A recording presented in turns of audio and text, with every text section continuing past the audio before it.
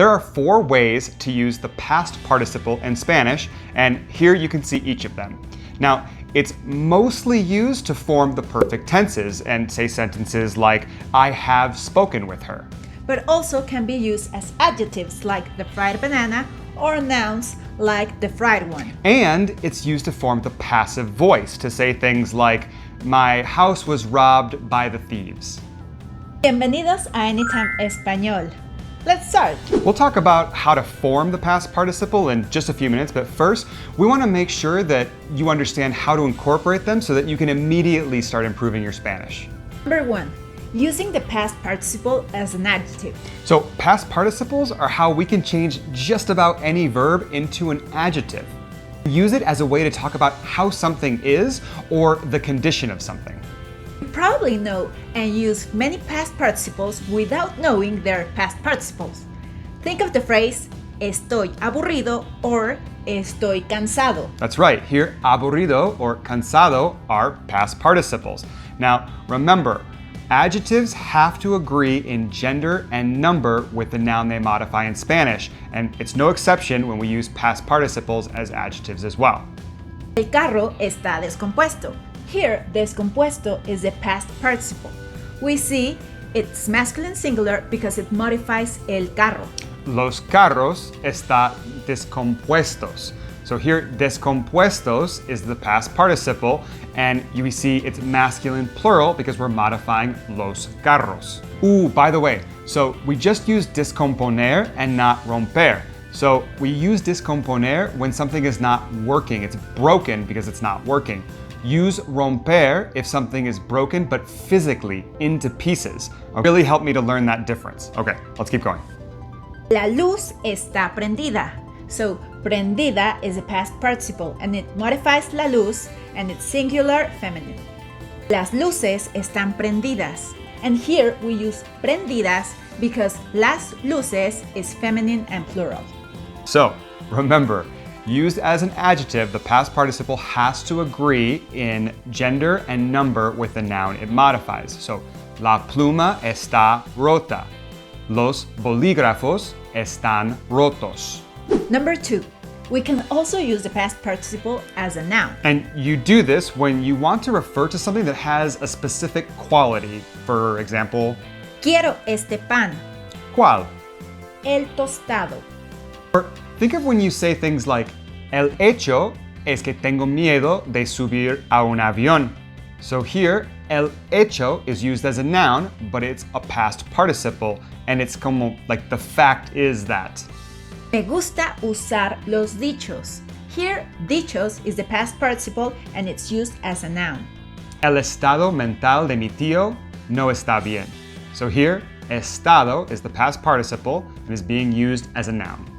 If you're enjoying this video, please give us a like and subscribe. Okay, but before discussing the perfect tenses, let's see how we form the past participle.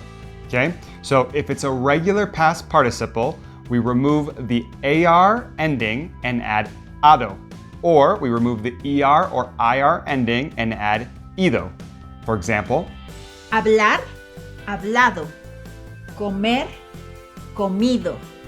Venir, venido.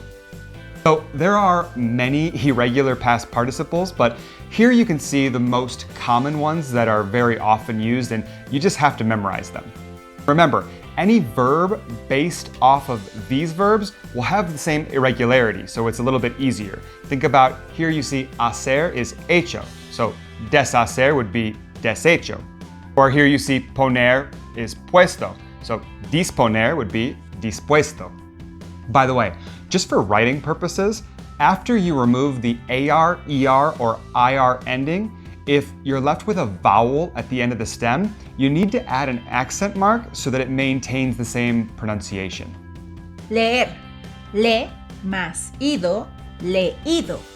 Traer, tra más ido, traído. Now, knowing that, number 3, the third way of using past participles is to form perfect tenses. Now, the perfect tenses are formed by conjugating the auxiliary helping verb haber and then adding a past participle to express things like, I haven't eaten all day. No he comido en todo el día. I hadn't met him before. No lo había conocido antes.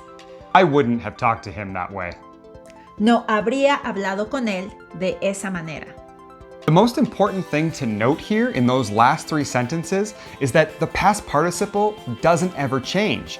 To form these perfect tenses, all we have to do is conjugate the verb haber differently, so it's really not as difficult as you think. Number 4.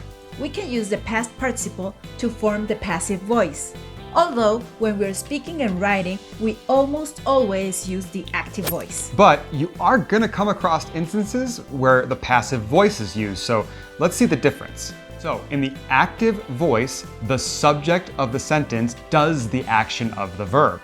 Think of the baseball player hit the ball. Right, but in the passive voice, the subject has the action done to it. The baseball player was hit by the ball. And the passive voice is simply formed by using the verb ser and then the past participle. House was sold. La casa fue vendida. The jewelry store was robbed. La joyería fue robada. Using the passive voice, we have to make sure that the past participle agrees in number and gender with its subject. Now you can also add por after the past participle to give more information. Let's see how we can change those two sentences and add more info. A house was sold by the agent. La casa fue vendida por el agente. The jewelry store was robbed by thieves. La joyería fue robada por los ladrones. In both these instances, we saw the verb fue, which is ser in the preterite past tense. Now, this is the most common, at least from what I've seen in my experience, but we can use any form of ser. Let's see some other examples.